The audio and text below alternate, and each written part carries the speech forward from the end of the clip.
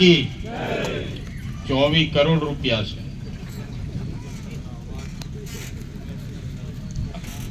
Hello,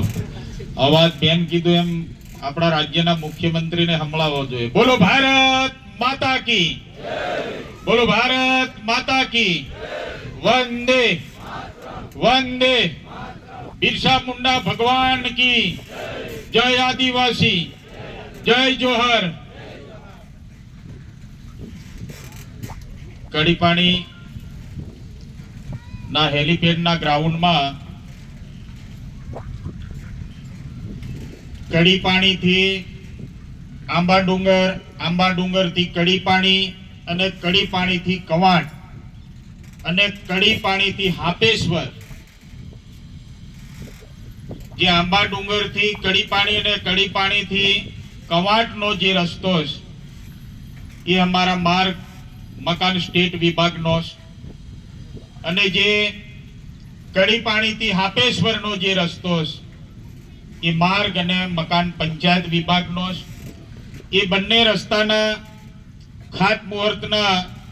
પ્રસંગમાં આપણી સૌની વચ્ચે ઉપસ્થિત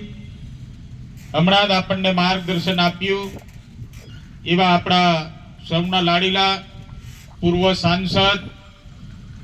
અને પ્રદેશ ભારતીય જનતા પાર્ટીના ઉપાધ્યક્ષ શ્રીમતી ગીતાબેન રાઠવાજી,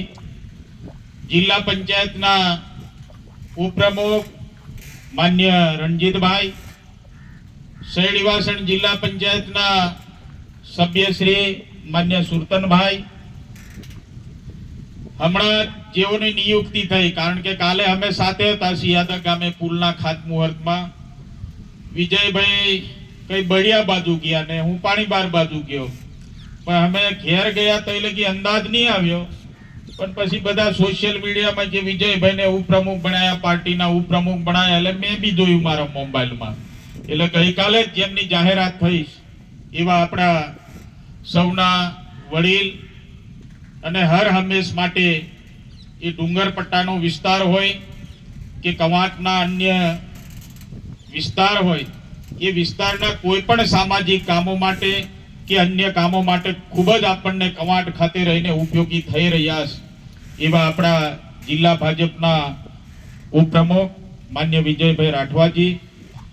ભારતીય જનતા પાર્ટીના સંગઠનના પ્રમુખ માન્ય સંજયભાઈ, પૂર્વ મહામંત્રી રમેશભાઈ, તાલુકા પંચાયતના ઉપપ્રમુખ સમદીબેન ભારેશભાઈ, અહીંયાના પ્રથમ નાગરિક એવા સરપંચ શ્રી બેન રમેશભાઈના સુરતીબેન, ઉપસ્થિત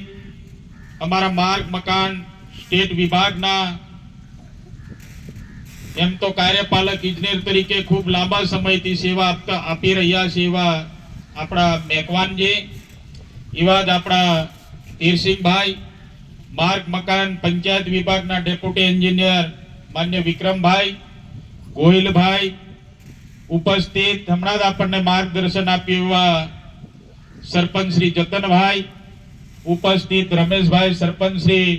કુટબી, આપેશ્વર સરપંચ શ્રી જયંતિભાઈ, રાયસિંહપુરા સરપંચ શ્રી જીવનભાઈ, અમીરપુરા સરપંચ શ્રી કાકણપુર નારણભાઈ, પડવાણી સરપંચ શ્રી ગારદિયાભાઈ, નાખલ સરપંચ શ્રી અરવિંદભાઈ, ચીખલી સરપંચ શ્રી માન્ય ભંગિયાભાઈ, મોગરા સરપંચ શ્રી માન્ય આપસિંહભાઈ, આપણા તાલુકા પંચાયતના સભ્ય શ્રી સત્રસિંહભાઈ, ઉપસ્થિત સર્વ મારા ભારતીય જનતા પાર્ટીના આગેવાનો, કાર્યકર્તાઓ, માતાઓ તથા બહેનો. એમ તો મને જતનભાઈની વાત ખૂબ ગમે છે. પહેલાથી જ્યારે મારો પણ એક સમય હતો ત્યારે જતનભાઈને મારી પોતાની ગાથા વર્ણવી કે જ્યારે જીએમડીસી કંપનીની જૂની કોલોની એટલે આંબા ડુંગર ખાતે હતી, ત્યારે પણ આંબા ડુંગર ખાતે રહેવાનો અવસર મને પ્રાપ્ત થયો છે. એટલે મને આ વિસ્તારની પરિપૂર્ણ રીતે આ વિસ્તારની મને માહિતી છે. એટલે જતનભાઈ કીધું એ પ્રમાણે કડીપાણીથી માંડીને આંબા ડુંગર સુધીનો જે સ્ટેટ વિભાગનો રસ્તો છે એ આજે આપણે બધા સૌ સાથે મળીને એનું રિસર્ફેસિંગનું કામ કરવાના છે. પરંતુ જતનભાઈ સરપંચ શ્રી કીધું એ પ્રમાણે આંબા ડુંગર થી માંડીને સબ સેન્ટરના ખાતમુહૂર્ત ખાતે પણ જ્યારે 2012 થી 17 માં ધારાસભ્ય બન્યો ત્યારે પણ આવવાનું થયું. શાળા પ્રવેશોત્સવના કાર્યક્રમોમાં આંબા ડુંગર આવવાનું થયું. ત્યારે પણ ત્યારની પરિસ્થિતિ મેં જોયેલી છે. પરંતુ ફરીથી જ્યારે ધારાસભ્ય તરીકે આપણા આશીર્વાદો દ્વારા અમારી પૂરી ભારતીય જનતા પાર્ટીની ટીમ સાથે કામ કરવાની તક મળી, રાજ્યના સન્માનીય મુખ્યમંત્રી ભૂપેન્દ્ર પટેલ સાહેબના આશીર્વાદો દ્વારા જ્યારે કામ કરવાની તક મળી, ત્યારે આપણે આંબા ડુંગરથી વડફળિયાના રસ્તાનું ખાતમુહૂર્ત કરીને અત્યારે એ કામ ચાલુ પણ છે ને ટૂંક સમયમાં પૂર્ણ પણ થશે એવા આશીર્વાદ આપણને ભારતીય જનતા પાર્ટીની સરકારમાં પ્રાપ્ત થયા છે. અહીંયા કડીપાણીથી માંડીને હાપેશ્વરનો રસ્તાની વાત,